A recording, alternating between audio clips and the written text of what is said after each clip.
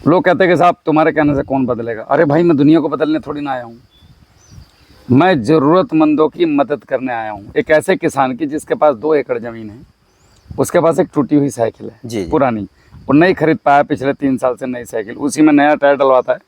जब दुकान पे जाता है तो दुकान वाला बोलता है कि साहब नया जो टायर है वो 450 रुपये का है, पुराना टायर मैं 80 रुपये का दे दूंगा, घिसा हुआ है, थोड़ा चलेगा रिक्शा का। तो वो कहता है ठीक है वही डाल दे।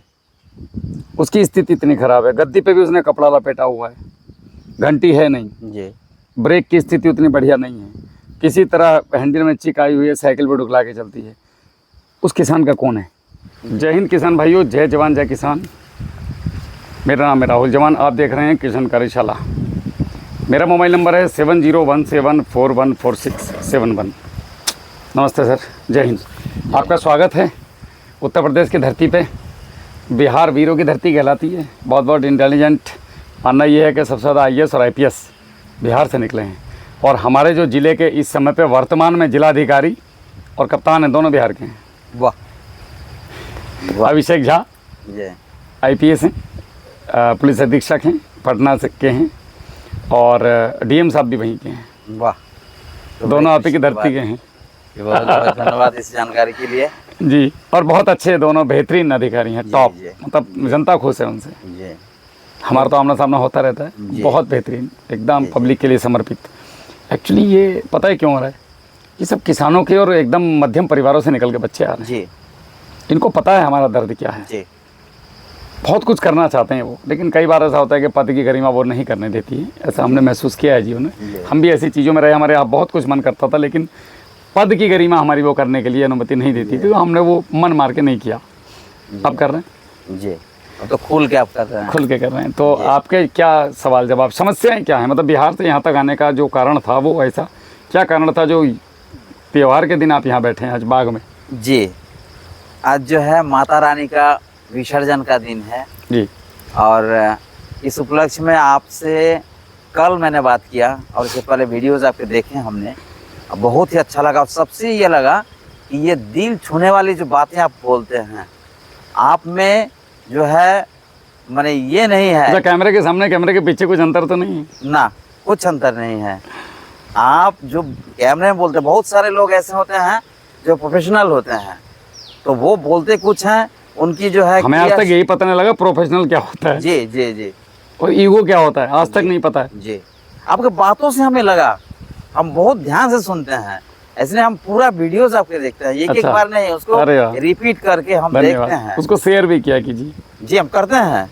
आप लोग भी भाई सब्सक्राइब कर दो यार, लाइक कर दो, निश्चित रूप से इतना तो खुद नीचे बटन दबा दो भाई यार। जी, पूरे भारतवर्ष के जो किसान हम हैं, एक फौजी आदमी, किसान का बच्चा, आप लोगों की मदद करने के लिए, जैसे भी टूटा फूटा हो, मैं नहीं कहता मैं बहुत बड़ा ज्ञानी हूँ, जो मैंने सीखा है वो सिखाने निकला हूँ। जी, तो यार आप लोगों को तो हिम्मत की दाद देनी चाहिए। जी, और आप कर रहे हैं। आपके आज हम प्लॉट में आए हैं, जो केले का बाग आपका है और पूरा जैविक तरीकों से अपने अपनाया है। अरे तो मैं देखने लायक है।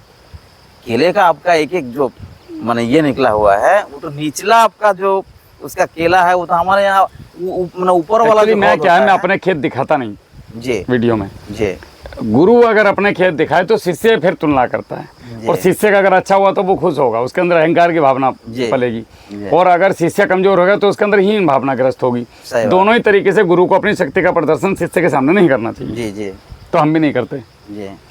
नहीं, ये तो आपकी मानता है। हमारे खेत की बहुत कम वीडियो है, ना के बराबर है। जी, अच्छा दिखाने के लिए नहीं करते। देखो ये मेरा केला ना टूटा फूटा जैसा भी है, ठीक है, टाइम ही नहीं मिलता खेत में आने का। अगर हमें समय मिले तो हम इस केले को वो बना दें जो कभी सोचा नहीं होगा। हमने बनाया है, कमिश्नर साहब गले में मालाएं पहना के गए खेत में आकर के, ऐसा केला नहीं देखा हमने कभी। हमने भी तो ऐसा केला नहीं देखा जी। अभी तो आपके खेत और ये चौथे साल का है महाराज। जी जी, लोगों के मिथ तोड़े हमने। आपके कुशीनगर में 1 साल लगा और फेंको, ज़्यादा से ज़्यादा 2 साल, बहुत कम लोग। ये 4 साल का है, 5वें साल हमने छोड़ दिया है, और हम 10 साल केला काटेंगे। इससे हो सकता है 20 काट दें, जी, हो सकता है जीवन पर्यंत। जी, हमारी अर्थी में भी इसी का, तेरी में इसी का केला खिलाया जाए। आपके 20 साल 30 साल बाद जब भी वो ईश्वर की कर। देखिए, मृत्यु से मत घबराइए। अगर आपको जीवन का आनंद लेना है तो एक ही सूत्र है कि मृत्यु का भय खत्म कर दो, फिर आपको आनंद आना शुरू हो जाएगा। ये मृत्यु का भय आनंद खत्म कर देता है। जी बिल्ली ने निकल गई, छींक दिया, घर से मत जाओ। अरे भाई यार, इसकी वैलिडिटी है कन्फर्म।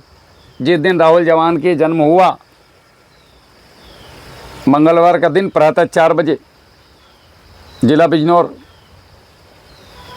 जी 1984 में, होली से तीसरे दिन सुबह हमारा जो है धरती पे बोझ बन गए हम। और तब से जाने की तिथि तक वो उसी दिन किताब में लिखी जा चुकी है कन्फर्म कि राहुल जवान इस कारण, इस समय, इस तिथि, ये जो नाशवान शरीर है इसको छोड़ करके, कपड़े उतार करके और वापस से उसी पंच तत्व में विलीन हो जाएंगे। अब आगे हम जन्म लेंगे, किसी दूसरे ग्रह पे लेंगे, नहीं लेंगे, कुत्ते बनेंगे, बिल्ली बनेंगे, ये हमारे कर्मों के आधार पे है। कर्मों के आधार पर। तो मुझे उसमें अगले जन्म में कोई इंटरेस्ट नहीं है।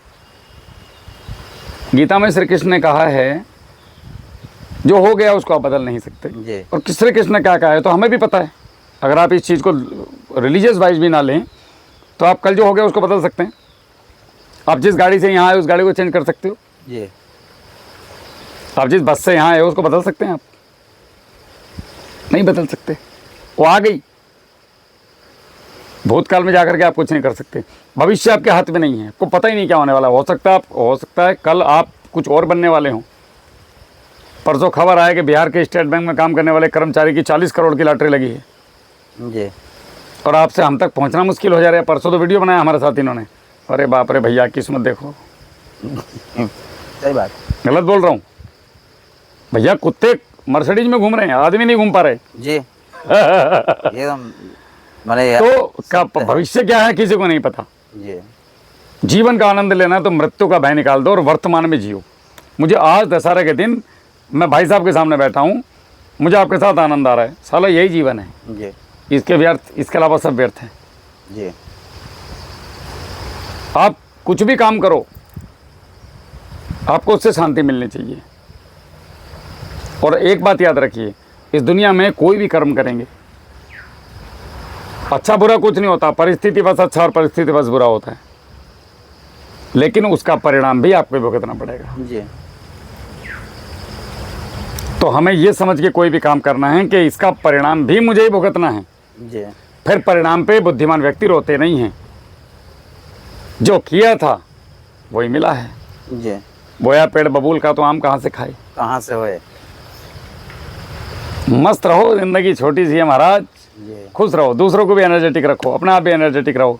पता नहीं साला कौन सा पर ये हाथ पे चलने बंद लकड़ी की तरह अकड़ जाएंगे। मुंह खुला है तो खुला ही रहेगा। राहुल तो गया, शरीर है उसका, इसको जलाओ, फेंक दो, कुत्तों को खिलाओ, बिल्ली को खिलाओ, काटो पीटो, भाई कौन देखने आता है? जो मन करे वो करो। हमें तो लोगों के यहाँ जिंदा रहना है। जी जी मज़ा आ रहा है। जी। फौजी आदमी इतना कुछ कर रहा है, मुझे प्राउड है मेरी सेना पे कि फौज ने मुझे ये सब सिखाया। जी परोपकार की भावना सेना सिखाती है। जी मैं आपको गोली नहीं लगने दूंगा, मेरी छाती पे खा लूंगा। जी मैं आपसे पहले पूछूंगा खाना खाया क्या, ये सेना का शिष्टाचार है। मैं चाय पी रहा हूँ, सर चाय पियेंगे क्या? मैंने आते ही मैं गाड़ी में थर्मस में चाय बनवा के लाया आपके लिए। मगर खेत में कब तक बैठेंगे 2 घंटे, तो एक बार चाय तो कम से कम मिलना चाहिए। बिहार से यूपी में आए हैं, भोजन की व्यवस्था आपके घर पे है, टूटी फूटी जैसा भी हूँ। सर, कमांडो लोगों को मैं दिल से रिस्पेक्ट करता हूँ, इसलिए कि हम जो काम करते हैं, कोई ऑफिस में जो काम करते हैं, वो बैठते हैं एसी में, पंखे के नीचे, और जवान क्या करते हैं, वो गर्मी में, सर्दी में, बरसात में वो बंदूकें लेकर के हमारी रक्षा करते हैं।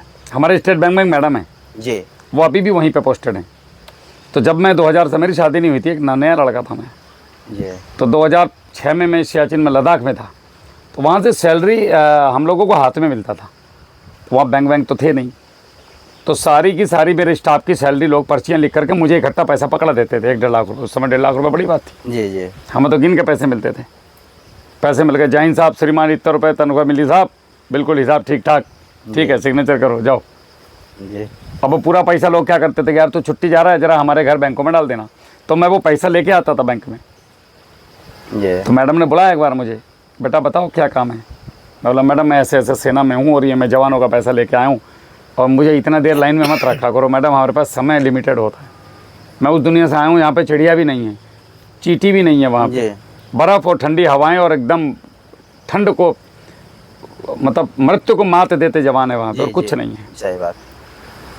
तो मैडम मेरा वो पूरा पैसा लेकर के और मुझे बोलती थी शाम को आना, मेरे से रिसिप्ट लेके चले जाना।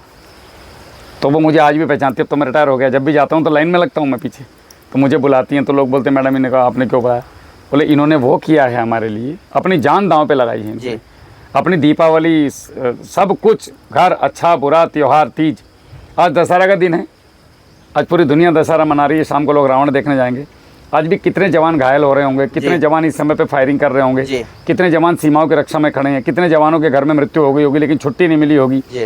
क्या क्या नहीं झेलते हम लोग समाज के लिए। सही बात है आप लोगों का। इसीलिए हम लोगों का झगड़ा हो जाता है सिविल में आने के बाद, मुठभेड़ हो जाती है लोगों से। क्यों? हमें सम्मान के बहुत भूखे हैं हम लोग। हमें लगता है कि नहीं यार हम डिजर्व करते हैं, ये दे क्यों नहीं रहे मुझे सम्मान। तो ये एक सैनिक को और किसान को, ये दो सम्मान के भूखे हैं। भाई ये तुमसे कुछ नहीं चाहते, उसकी फसल बर्बाद हो जाए ठीक है, आप उसे सम्मान दे दो। किसान आपको दिखा, आप सम्मान से बात कीजिए। आप किसान हैं जी, बताइए मैं बैंक में हूँ, मैं आपकी क्या मदद कर सकता हूँ? वो कहेगा भाई साहब बाबूजी ये काम था, ठीक है हो जाएगा। मत करो, आप प्यार से बोल तो सकते हो जी, इज्जत तो दे सकते हो, क्या जा रहा है जी। और हम सब क्या किसानों के बच्चे नहीं हैं? इस दुनिया में 150 करोड़ लोगों में एक भी आदमी ऐसा नहीं है जो किसान का बच्चा ना हो, चाहे वो व्यापारी हो चाहे वो कोई भी हो। धीरूभाई माने के दादाजी भी किसान थे, हम थे ही किसान जी। ओरिजिन तो हमारी किसान 500-800 साल पीछे जाइए, हम थे ही किसान। आज मैं व्यवसाय में आया, कल को मेरी बच्चियां, उनके बच्चे कल को ये कहें हम व्यापारी हैं। नहीं बेटा, दादाजी के दादाजी हम फार्मर थे, किसान थे, हमारे ब्लड में फार्मिंग है, हमारे ब्लड में देशभक्ति है जी। तो हमें जो यूथ है भारत का 20 साल से 50 साल के बीच का, इसको एक नई दिशा में लेके जाना है। सम्मान देने की भावना रखिए, आपको जो चाहिए आप वो बांटो। आपको सम्मान चाहिए, आप लोगों को सम्मान दो। आपको सुकून चाहिए, लोगों को सुकून दो। आपको खुशहाली चाहिए, लोगों को खुशहाली बांटो। आप चाहते हैं मेरा परिवार बंधा रहे, लोगों के परिवारों को बांधो, किसी के परिवार को तोड़ने की कोशिश मत करो। आपको चाहिए मेरे बच्चे बहुत अच्छे बने तो दूसरों के बच्चों को अच्छा बनाओ। आपको चाहिए मुझे बहुत पैसा चाहिए तो दूसरों को पैसा दो। पैसा दो मतलब पैसा बंद बांटो, ज़मीन बेच के उनको पैसा कमाने के रास्ते बताओ। अब अगर मैं आपको 1 लाख रुपए कमा रहा हूँ, ये प्रकृति का नियम है भाई साहब, वो ऑटोमेटिक 10% मेरा है जी। वो नेचर देती है जी। और मैं कहूँ तुम्हारा छीन लूँ तो इससे क्या कभी भला होगा ना। बेसिक सी चीज़ें हैं जो किसान पकड़ता नहीं है। सही बात। अभी आपके कुछ सवाल हों तो आप मुझसे पूछ सकते जी। मैं एक्चुअली मैंने आपसे मिलने के लिए, एक तो दिल से मैं आपको बहुत सम्मान करता हूँ। धन्यवाद जी। और सबसे बड़ी चीज़ क्या है कि हम जिस क्षेत्र में आते हैं काली मिट्टी है, और मैं गया हूँ आपके यहाँ पे वेस्ट चंपारण में जी। वेस्ट चंपारण गए? काली नदी पार करो तो इधर कुशीनगर है और इधर जी आपका वेस्ट चंपारण है। वेस्ट चंपारण है, मुश्किल से 40 फीट का नदी है जी। जी सही बात, आप गए? मैं गया हूँ प्रभु जी। तो वहाँ इन पैरों से कुछ नहीं छोड़ा मैंने, हिंदुस्तान का नक्शा नाप लिया। वाह, ये तो बहुत ही अच्छी खबर है ना, काली नदी के नाम से। जी है। उसके इधर यूपी है, इधर बिहार है जी। तो इसके पहले हमारे जो 0238 गन्ना है वो तो अच्छी प्रजाति है, लेकिन हमारे वहाँ जो रेड रॉट नहीं आया था। लेकिन इसी साल मेरे एक भाई साहब हैं डॉक्टर दुलाल चंद्र, उनका करीब 15 बीघा लगा हुआ, वो बहुत अच्छा पोजीशन में था 0238, वो साफ जो है सूख गया। अब मेरा भी जो है वो भी उसमें भी थोड़ा मतलब कि उसमें लगा ये सूखापन, तो हम विचलित हो गए। भैया भी स्प्रे किए, हम भी स्प्रे किए, लेकिन मेरा जो है अभी उसी स्टेज में है, रुका हुआ है, लेकिन भैया का साफ सूख गया। तो मेरा भी दिल जो है एकदम मैंने क्या बोले विदरित हो गया। हम सोची कि अब इसको कैसे बचाया जाए। केवल मैं ही नहीं और जिन जिन लोगों का ये क्षति हुआ है, और इसकी जो है उपज बहुत ही अच्छी है, तो बचाए कैसे जाए, तो इसी खोज में मैं था। तब तक आपका वीडियो मैंने देखा और उसमें मुझे लगा कि आप जो रूट यानी ग्रास रूट से आप जो इसकी ट्रीटमेंट दे रहे हैं भूमि सुधार करने की, जैसा आपका ये हुआ ट्राइकोडर्मा हुआ, ट्राइकोडर्मा हर्जिनियम विरिडी जी, सूडोमोनास पैसिलोमाइसिस जी, बैसिलस थुरिंजेसिस, बैसिलस सबटिलिस, वर्टिसिम लकानी, मेट्रोजिमानी सोप्ले, बिबेरिया बेसियाना, ये 9 हैं जी। और हमने ये ढूंढ के चक्र बनाया है जी। एकदम पूरा प्रैक्टिकल विश्लेषण करना। जी। अच्छा, केले में इतना फंगस होता है, आपने देखा होगा हमेशा किसान फंगीसाइड जी। आपको मेरे केले में कोई फंगस मिला? फंगस, इसकी चमक ऐसी है, इसके पत्ते की चमक, लाइट केले मार रहे की हो। चमक, लग रहा है कि नहीं एकदम पूरा नैसर्गिक है। आपके सामने बहुत जल्दी एक वीडियो आएगी, कल परसों बनाई मैंने। ये केले पे क्या स्प्रे किया हूँ, गौमूत्र, जी बेल, स्टिकर, जी बस इसी में हो जाएगा केला। और साथ में फंगस, ये अपनी जी। वाली जी। भूप्रहरी। जी। तो आपका मेन बात है कि रेड रोड क्यों आया? रेड रॉट क्यों आया और उसका निराकरण कैसे हम करें? रेड रोड आने के कई कारण हैं। जैसे आप ऐसे मान के चलिए कि आप केवल सुबह रोटी, दोपहर रोटी, शाम को रोटी, रात को रोटी, जब भी चाहे गेहूँ गेहूँ गेहूँ गेहूँ गेहूँ, तो कुछ सालों के बाद गेहूँ से आपको एलर्जी हो जाएगी। जी ग्लूटोन बन के आपके हाथ में दिक्कत करेगा और आप बड़े परेशान हो जाएंगे। आपको नई नई बीमारियां जो गेहूं से होती हैं वो होनी शुरू हो जाएंगी। तो आप कह रहे हैं हम तो भोजन कर रहे हैं, नहीं होना चाहिए। रेड रोड आने का पहला कारण है एक ही प्रजाति को लंबे समय तक बोया जाना। जी नंबर 2, बहुत बड़े क्षेत्र में बोया जाना। नंबर 3, खेत को गैप न दिया जाना, फसल चक्र ना अपनाना, 38 के बाद 38, 38 के बाद 38, 38 के बाद 38। नंबर 4, अनियंत्रित पानी। पानी का जो व्यवस्था है उस पर आपका नियंत्रण नहीं है। आपने ट्यूबवेल खोल दिया, चल रहा है। जी फ्लडेड, अव्यवस्थित पानी, अनबैलेंस वाटर। नंबर 5, अव्यवस्थित खाद्य प्रबंधन। आवश्यकता नहीं है फिर भी दे रहे हो, जी डर के मारे दे रहे हो। खाना खा लो, रास्ते में नहीं मिला तो भूख नहीं लगी आपको, खा के गाड़ी में बैठ रहे हो। कितना कमज़ोर हो यार। जबकि शास्त्र और शरीर की गणित ये बोलता है कि नहीं खाओगे तो ज़्यादा स्वस्थ रहोगे, खा के दिक्कत रहेगी। जी नंबर 5, बीज ना बोना, बीज ना बो करके गन्ना बोना। गन्ने बोने में और बीज बोने में अंतर है। अंतर है। व्यवसाय और व्यापार दोनों में फर्क है। जी बीज का शोधन ना करना। नंबर 7। जी नंबर 8, गन्ना बोने, गन्ना जो बो रहे हैं उसको व्यवस्थित समय पे ना बोना। जी नंबर 9, बीमार बीज को बोना। नंबर 10, ट्रीट करके ना बोना। संशोधन, उसको क्या बोलते हैं? जी, संशोधन। संशोधन करके ना बोना। जी ये 10 कारण मैंने आपको गिना दिए जिससे रेड रोड आया या आएगा, भविष्य में भी आएगा। अब मुख्य कारणों पे बात करते हैं। ये तो बे कारण हो गए जिनकी वजह से आया। जी ज़मीनों में अत्यधिक रसायनों के प्रयोग से उनकी अपशिष्टता, उनके जो अवशेष हैं वो ज़मीन के अंदर फिक्स होते चले गए। और हर चीज़ का एक अंत होता है, डेडलाइन होती है। ज़मीनें एसिडिक हो चुकी हैं, बहुत ज़्यादा एसिड अंदर। देखिए खाद में क्या होता है, खाद के अंदर जहर नहीं होता, यूरिया डीएपी पोटास में जहर नहीं होता है। उसके अंदर डाइल्यूटेड एसिड्स होते हैं और मिनरल होते हैं जिनको केमिकल कंपोजिशन से बांध के आपको दिया जाता है। उस केमिकल कंपोजिशन को तोड़ने का काम करते हैं ज़मीन के मित्र जीवाणु, जी जो आपकी ज़मीन में है नहीं। जी आपके घर में शादी में सफाई वाले सफाई का काम करते हैं। अब आप लोग प्लेट खा रहे हैं, रखते जा रहे हैं, नई प्लेट आ नहीं रही धुलने के लिए क्योंकि है ही नहीं सफाई वाला, तो आपके यहाँ पे गड़बड़ हो गया। पूरा नीचे प्लेटें प्लेटें पड़ी हैं और कोई सफाई करने वाला नहीं है, जी गंदगी फैल गई। अभी वहाँ पे क्या हुआ, शादी के 4-5 दिन के बाद वो टेंट भी नहीं निकाला आपने, दूसरी शादी के लिए आ गए। तीसरी शादी में कीड़े पड़ने लगे नीचे और बदबू आने लगी वहाँ पे भयंकर। अब आप कह रहे हो कि भाई साहब राहुल भाई, हमें ये समझ में नहीं आ रहा, हम बिहार से ये पूछना आए हैं कि हमारे जो खेत घर में हम 3 शादी कराए लेकिन यार नीचे कीड़े पड़ रहे हैं और पत्तलें हमने वो पड़ी हुई हैं, क्या करें, बड़े परेशान हैं। जी अरे भाई सफाई वाले कहाँ हैं? नहीं, वो तो हमारे यहाँ नहीं होते सफाई वाले, तो हम तो नहीं, हम तो केवल टेंट लगा लेते हैं, इसी के ऊपर एक और मैट डाल देंगे। जो कचरा हुआ है उसी कचरे के ऊपर एक नया मैट डाल देते हैं हम लोग और शादी कर लेते हैं, फिर अगली शादी में फिर एक मैट डाल देंगे। हमारे यहाँ पे तो कोई ये सफाई वाले नहीं बुलाते, क्या ज़रूरत है सफाई वाले की? बदबू आएगी, हम लोग सेंट ले आते हैं। रूम स्प्रे के पंखे आ रहे हैं आजकल हमारे यहाँ बिहार में, 400 रुपये लेता है, वो अच्छी सुगंधित हवा फेंकता है।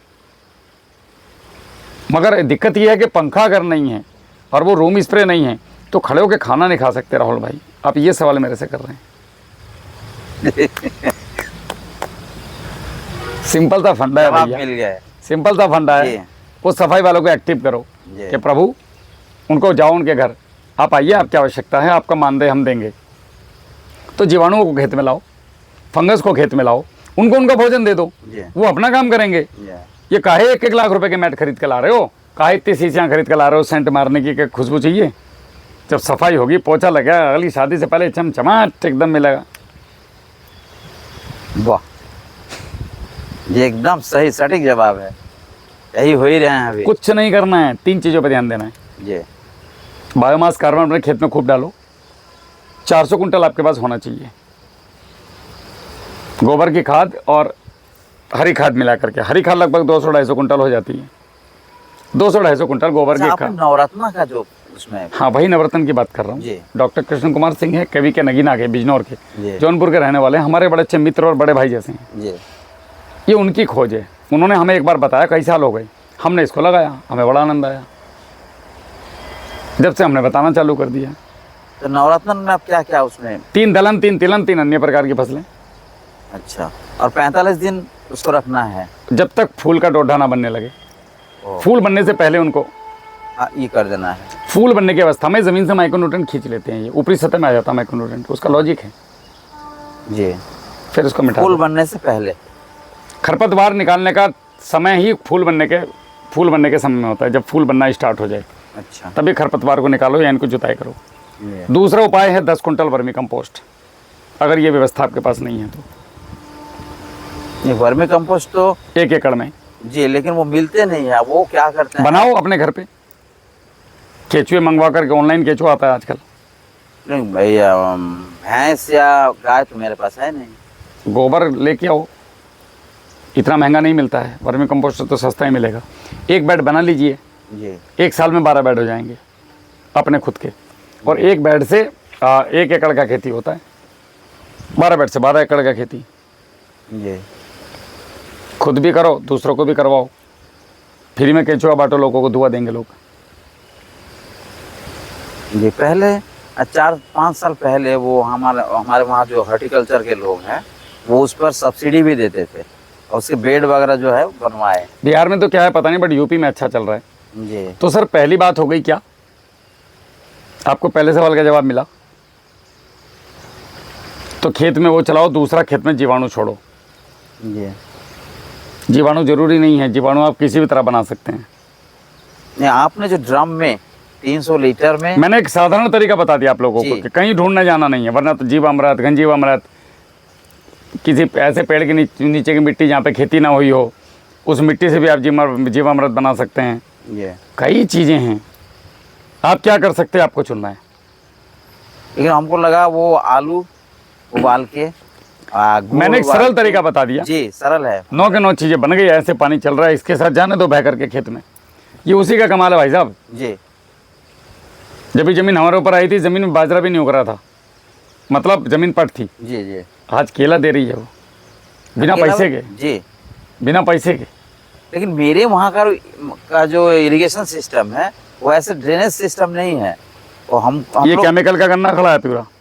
जी। नहीं तो बहुत बहुत सुदृढ़, बहुत ये पूरा केमिकल इन्होंने गन्ना किया जी। और ये गिर गया लास्ट में। जी। हमने गन्ना- कहा इनको कुछ चला लो हमसे लेकर के, नहीं, आप क्या कर सकते हैं भैया। जी। मैं किसी को सुधारने नहीं आया हूँ, आपको प्यास लगी है बस पानी पिलाने आया हूँ। जी। जी। सिंपल सी बात है। बोतल रख दी है, स्टॉल लगा दिया है और खड़ा हूँ, निःशुल्क पानी वितरण। अब प्यास लगे तो रुको, नहीं तो निकले चले जाओ अपनी मोटरसाइकिल लेके। जी। जबरदस्ती रोक रोक के पानी पिलाऊंगा तो मुझे गाली और दोगे, जी। ये क्या कारण है? क्यों पानी पिला, लालच में जी। पानी पिला रहा है, जी। बस एग्जैक्ट। जी। तो ये तो हो गया आपका रेड रोड का उपाय। जी। रेड रोड के लिए आपको सारी फंगस और मित्र जीवाणु आपके खेत में चाहिए। 500 लीटर 15-15 दिन में 3 बार छोड़ दो 1 एकड़ में, जिसमें पानी रेड के रोड- साथ। पानी के साथ। लेकिन मेरे वहाँ समस्या ये है कि इस तरह का ड्रेनेज नहीं है। हाँ। वो जो डिलीवरी पाइप है, उसके माध्यम से हम लोग पानी का सिंचाई तो आप करते क्या कर सकते हैं, छिड़काव कर सकते हैं इसका खेत में। हैं। बस जी ज़मीन पे जाने से मतलब है इसके। जी, हम स्प्रे से कर सकते हैं जड़ में। जड़ में या खेत में बैक्टीरिया को यहाँ डालोगे तो वहाँ पहुँच जाता है, आपको दिमाग लगाने की जरूरत नहीं है। ओ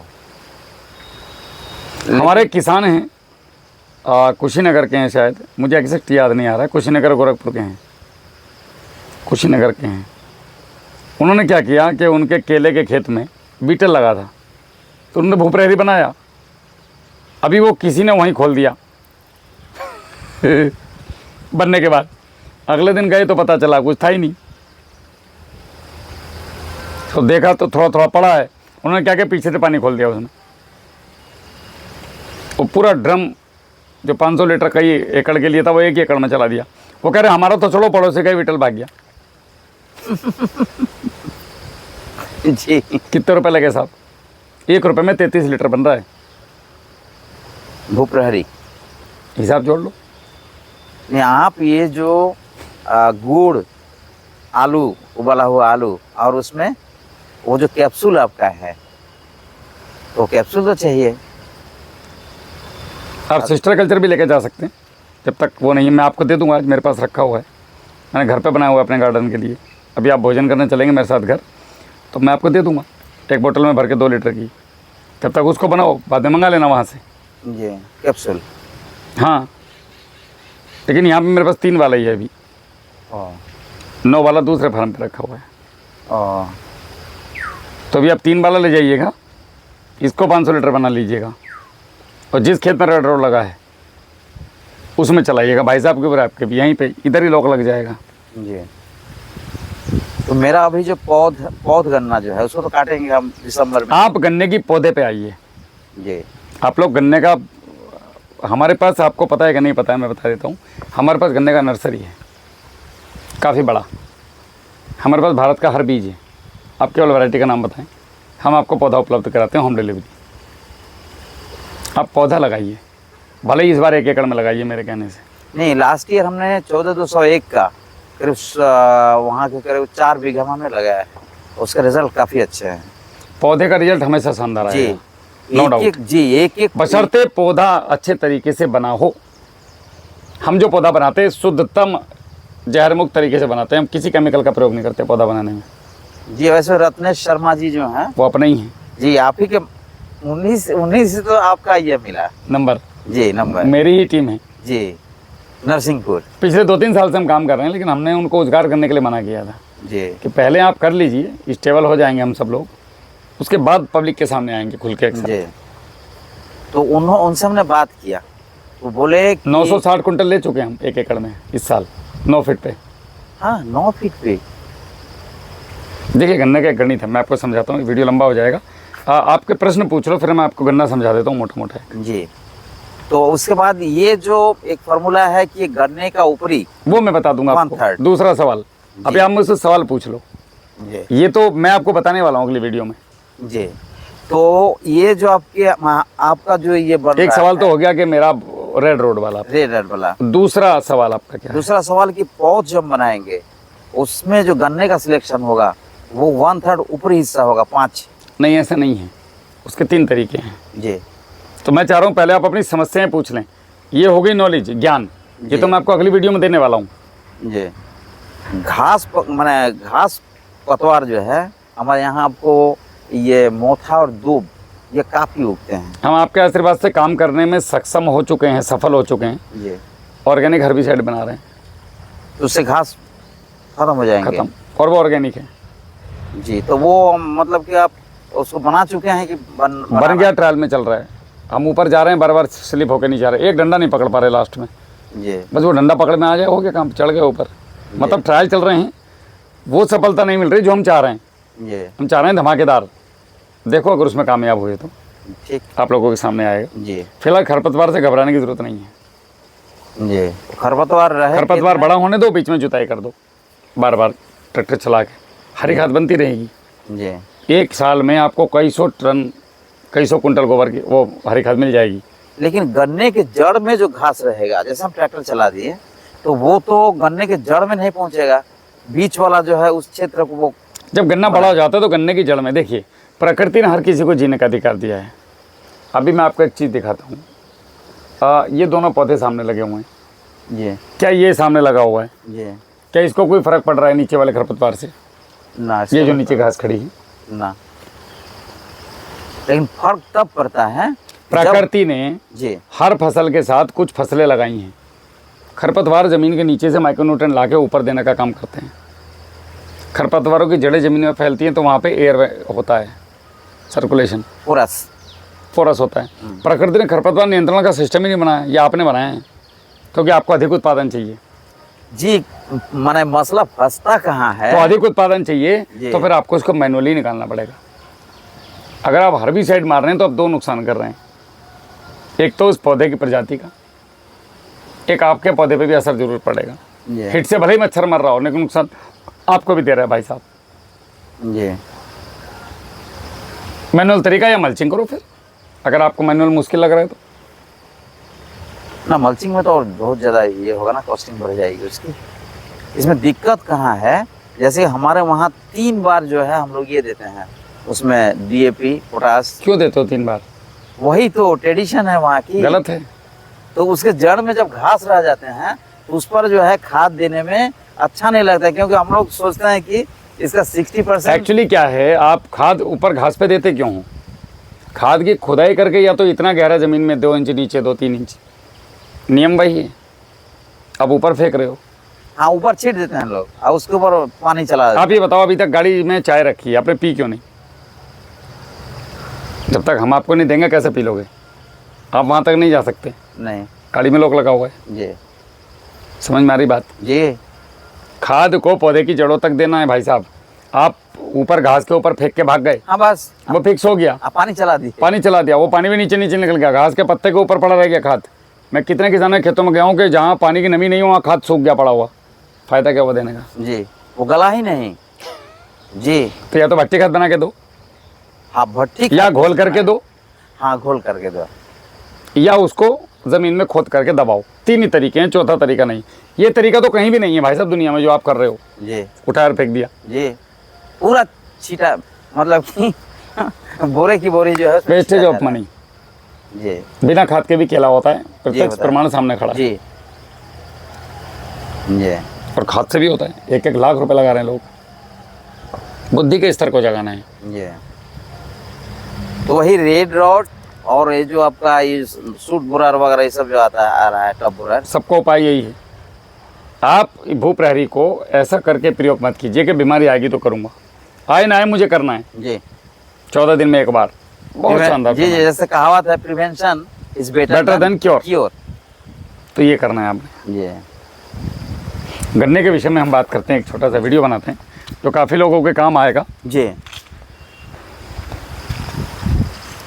आपका कोई और सवाल है नहीं, और अभी ऐसा- की इस वीडियो के लिए? जी, हम लोग और बात कर लेंगे। ठीक, नमस्कार।